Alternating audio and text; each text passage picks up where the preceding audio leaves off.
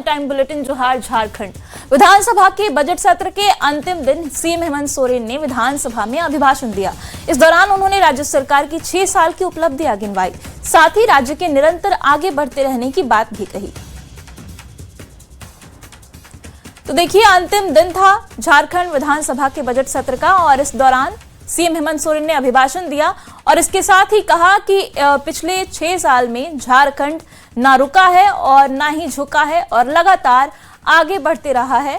और इसके साथ ही आज झारखंड विधानसभा के बजट सत्र का समापन हो गया। पिछले 6 वर्षों में हमारे झामुमो गठबंधन सरकार ने कई चुनौतियां देखी, कई परिस्थितियां हमारे सामने आई। ऐसी परिस्थितियां जहां चूंकि ये राज्य डबल इंजन की सरकार नहीं है अध्यक्ष महोदय, ये सिंगल इंजन की सरकार है और कितनी मजबूरता और दृढ़ता के साथ हम सब लोग यहाँ पर लोकतांत्रिक मूल्यों की रक्षा कर रहे हैं, वो भी किसी से छुपा नहीं है। सामाजिक सौहार्द को जिस तरीके से विगत 6 वर्षों में हम लोगों ने गढ़ा है, में हम 13वें स्थान पर थे अध्यक्ष महोदय, आज वित्तीय प्रबंधन में आज 3रे स्थान पर है पूरे देश में अध्यक्ष महोदय। तो अध्यक्ष महोदय, इतनी तेजी से इतनी विपरीत परिस्थिति में भी चीजों को खींचकर एक मकाम तक पहुंचाना कितना चुनौती भरा होता है। और झारखंड जैसे राज्य में जहां 80% लोग ग्रामीण क्षेत्र में वास करते हों, किसान खेती बाड़ी से जुड़े हुए हों अध्यक्ष महोदय, और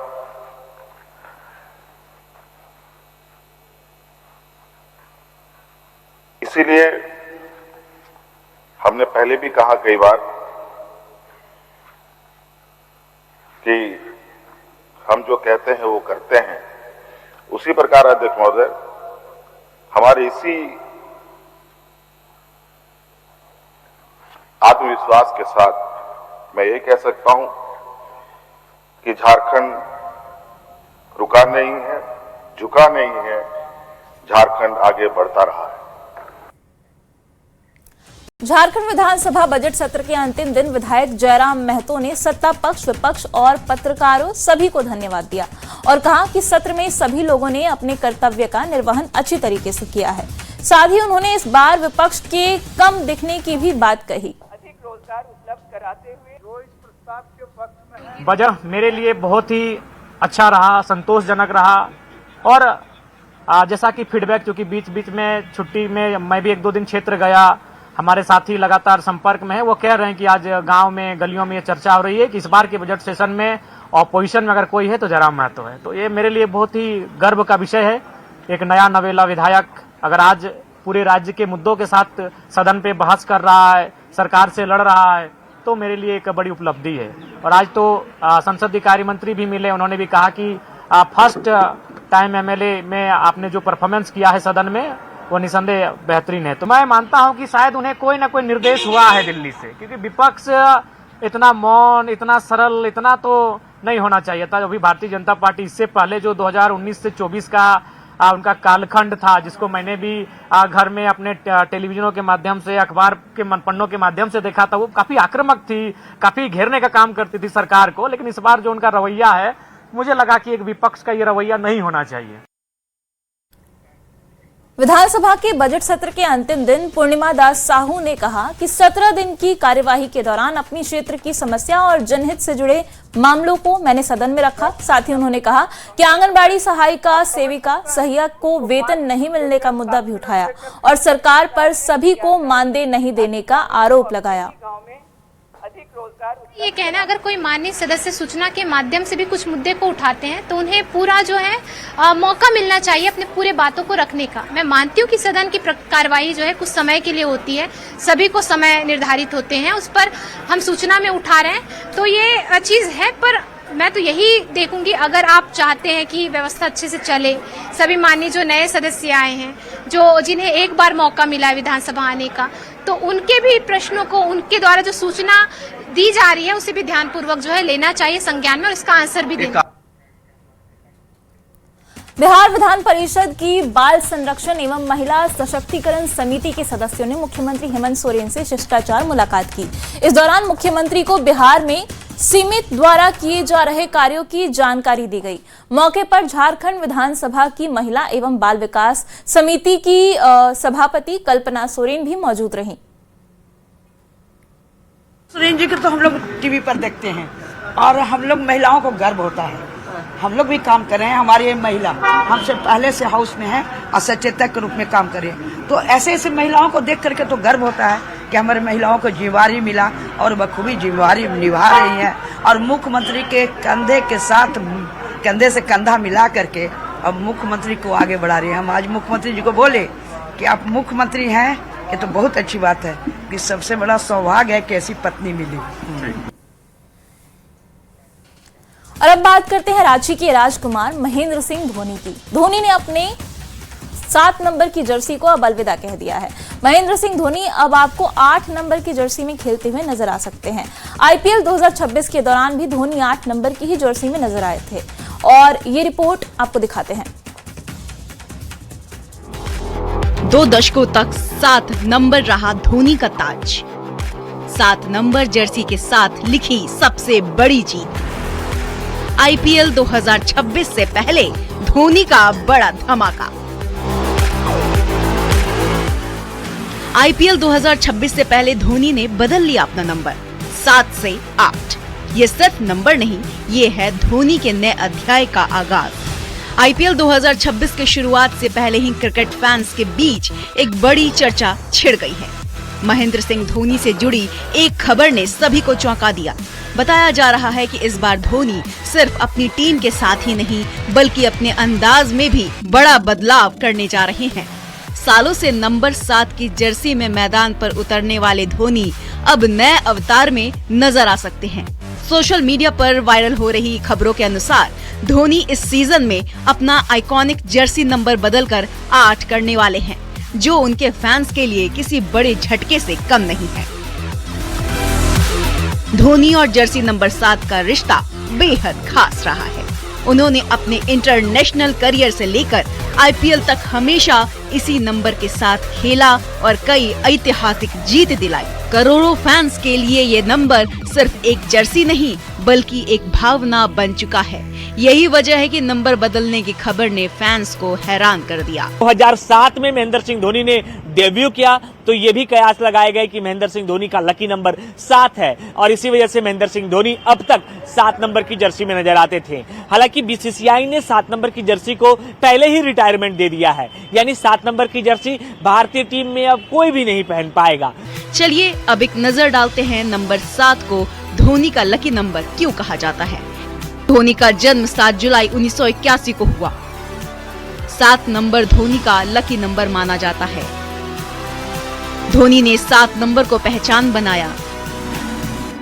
2007 में T20 वर्ल्ड कप जीत, 2011 में वनडे वर्ल्ड कप जीत, 2013 में चैंपियंस ट्रॉफी की जीत। इन सभी जीतों में धोनी 7 नंबर की जर्सी पहनकर मैदान में उतरे थे। हालांकि बीसीसीआई रिटायर कर चुकी है 7 नंबर की जर्सी। महेंद्र सिंह धोनी ने सोशल मीडिया पर इन पोस्ट को लगाते हुए इन तमाम चीजों पर विराम लगा दिया है कि 7 नंबर की जर्सी में वो अब नजर नहीं आएंगे बल्कि 8 नंबर की उनकी जर्सी होगी। कैमरा पर्सन संजीव तिवारी के साथ गौरव झा, न्यूज़ 18 रांची। और देखिए खूंटी से बड़ी खबर आ रही है। पीएलएफआई के एरिया कमांडर का सरेंडर हुआ है। हाबिल मुंडू ने सरेंडर कर दिया है, हथियार के साथ सरेंडर किया है। 1 लाख का इनामी हाबिल था। हाबिल पर करीब 20 मामले दर्ज थे और अब उसने सरेंडर कर दिया है। बड़ी खबर आपको खूंटी से दिखा रहे हैं। तो देखिए पीएलएफआई के नक्सली ने सरेंडर कर दिया हाबिल मुंडू ने और हथियार के साथ ये सरेंडर किया है। कहीं ना कहीं ये जो सरकार की मुहिम है उसका असर अब दिखने लग गया है। कहना था कि हम कितना दिन जंगल में भटके तो कितना दिन इधर उधर भागते रहे, इसलिए हम सोचे कि इधर अपना आत्मसमर्पण कर देंगे तो भी ठीक रहेगा, इसलिए हम समर्पण कर दिया है। पार्टी में कैसे क्या सोच कर दिए थे, कब दिए थे?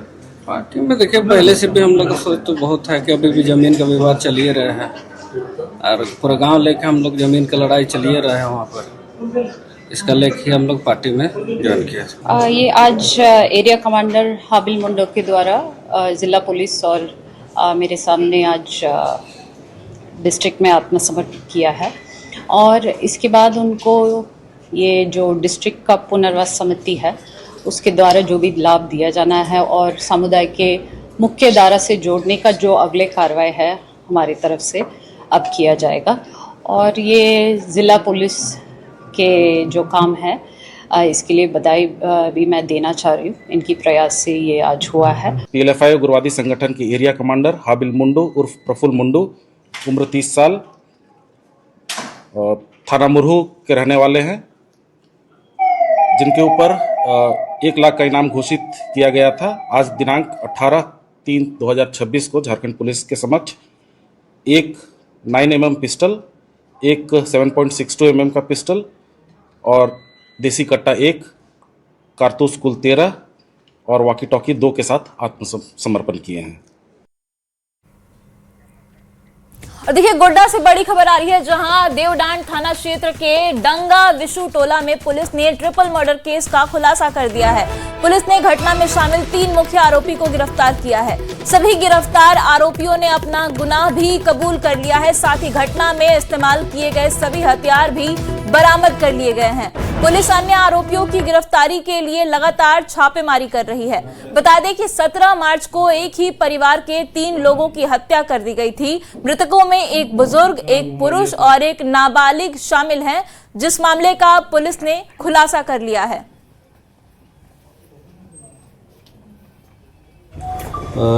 दिनांक 17/3/2026 यानी कल की रात्रि में हम लोगों को एक सूचना प्राप्त हुआ कि देवदान थाना क्षेत्र का डांगा विशु टोला है, जहां पर एक ही परिवार के 3 सदस्यों की निर्मम हत्या कर दी गई है।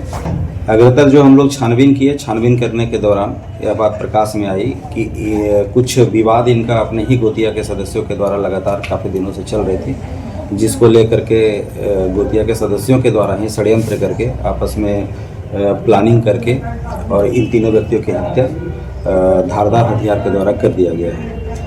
इनके विरुद्ध में देवदार थाना कांड संख्या 10/2026 दर्ज कर लिया गया है तथा तीनों को गिरफ्तार करके हम लोग अभी जेल भेज रहे हैं। इसमें अन्य कुछ लोगों का नाम भी इनके परिजन जो आवेदन हम लोगों को जो दिया गया था उस आवेदन में उनके द्वारा लगाया गया है, उनके विरुद्ध हम लोग छापामारी कर रहे हैं और निश्चित रूप से 1 सप्ताह के अंदर हम लोग उन बाकी सभी लोगों को भी गिरफ्तार कर लिया जाएगा।